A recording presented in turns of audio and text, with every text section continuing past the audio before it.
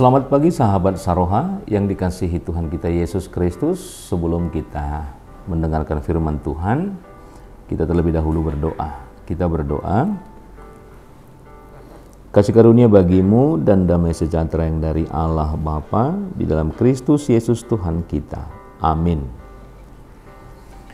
Sahabat Saroha, firman Tuhan yang menjadi nats renungan kita untuk pagi hari ini tertulis di dalam Markus pasal yang ke-5 ayat yang ke-19.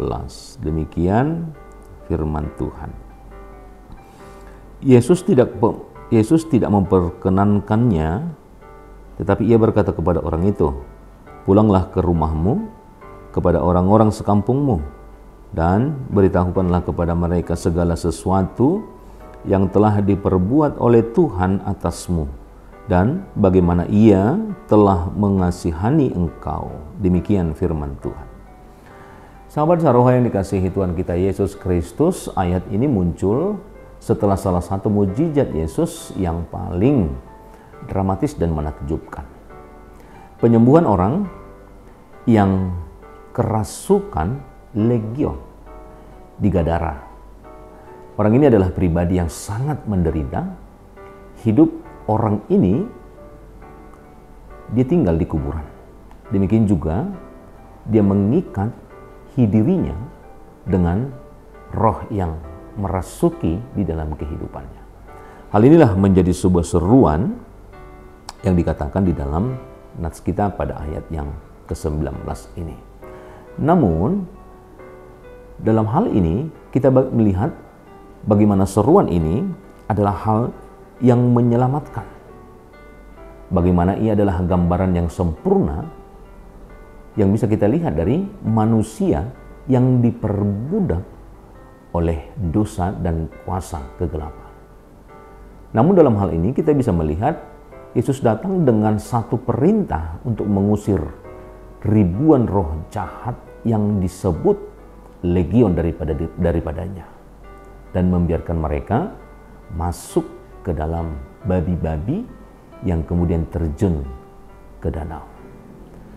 Setelah kesembuhan, orang ini duduk dengan tenang dan kemudian juga berpakaian dengan lengkap dan dalam akal yang sehat. Ia sangat bersuka cita dan ingin terus bersama dengan Yesus. Ini adalah suatu reaksi yang wajar bagi siapapun yang telah mengalami kasih dan kuasa yang Yesus tunjukkan secara langsung. Namun, respon Yesus kepadanya di ayat 19 ini justru mengejutkan. Bukan mengizinkan, tetapi dalam hal ini kita melihat bahwa Yesus memberi perintah yang berbeda. Dia mengatakan, "Pergilah ke rumahmu, kepada teman-temanmu, dan beritahukanlah kepada mereka segala sesuatu yang telah diperbuat Tuhan kepadamu, dan bagaimana ia telah mengasihani engkau." Sahabat Saroha yang dikasihi Tuhan kita Yesus Kristus, kita bisa mempelajari beberapa hal dari nats ini. Yang pertama dikatakan, "Pergilah ke rumahmu, kepada teman-temanmu." Artinya, dalam lingkungan yang terdekat. Hal yang pertama yang diperintahkan atau hal yang diperintahkan adalah kembali ke lingkungan asalnya. Ini adalah pelajaran penting dalam kehidupan kita, di mana misi yang pertama harus dimulai dari rumah. Seringkali kita berpikir bahwa bersaksi atau melayani Tuhan harus dilakukan di tempat yang jauh, di ladang misi atau di tempat-tempat keramaian. Namun Yesus mengarahkan orang ini untuk kembali ke rumahnya dan kembali kepada teman-temannya. Inilah misi yang pertama dan yang terpenting. Seringkali dimulai harus dari lingkungan yang terdekat kita, keluarga, tetangga, dan juga rekan kerja, dan juga teman-teman yang ada di tengah-tengah kehidupan kita. Yang kedua, kita bisa melihat bagaimana kredibilitas kesaksian. Orang-orang di lingkungan kita adalah orang-orang yang paling mengenal kehidupan kita, yang mengenal kita sebelum Kristus mengubah kehidupan kita, dan yang dapat melihat perubahan itu secara nyata adalah saudara-saudara yang paling terdekat di tengah-tengah kehidupan kita.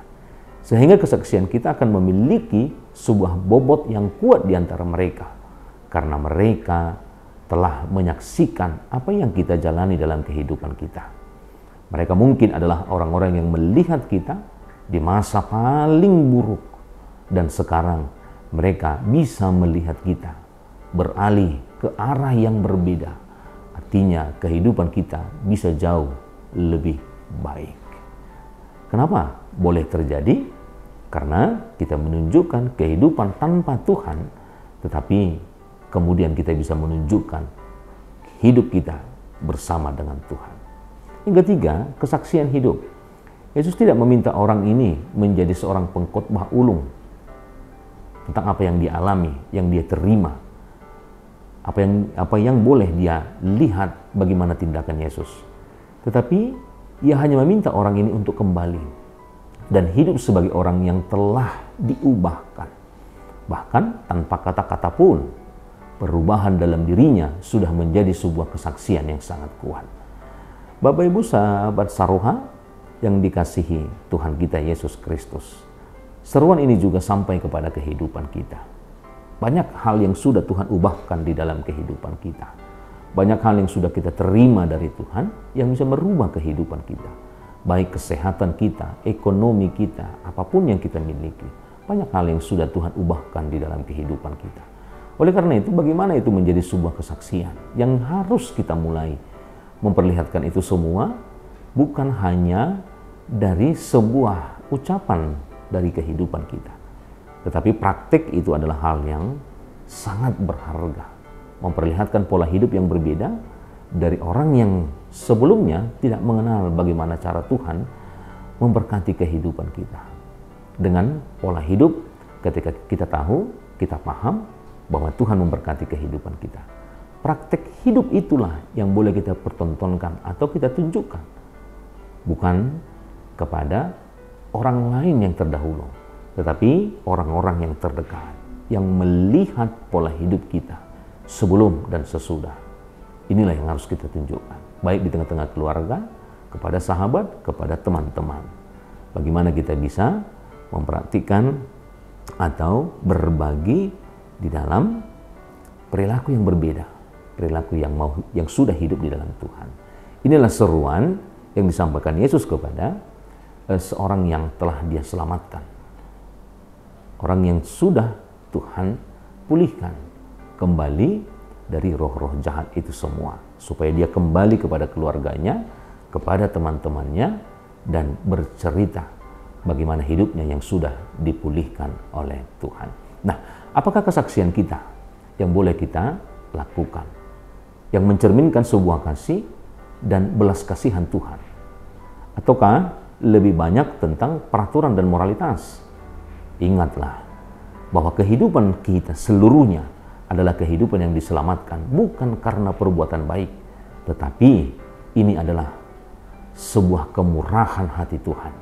Oleh karena itu, bagaimana kita bisa membiarkan kasih karunia Tuhan selalu mengalir, selalu berjalan, selalu kita tunjukkan, selalu kita menjadi sebuah andalan, cerminan bagi orang banyak, bahwa kita juga adalah kehidupan yang Tuhan selamatkan, yang Tuhan berikan dengan kemurahan hatinya, sehingga kita menerima karunia-karunia di dalam kehidupan kita.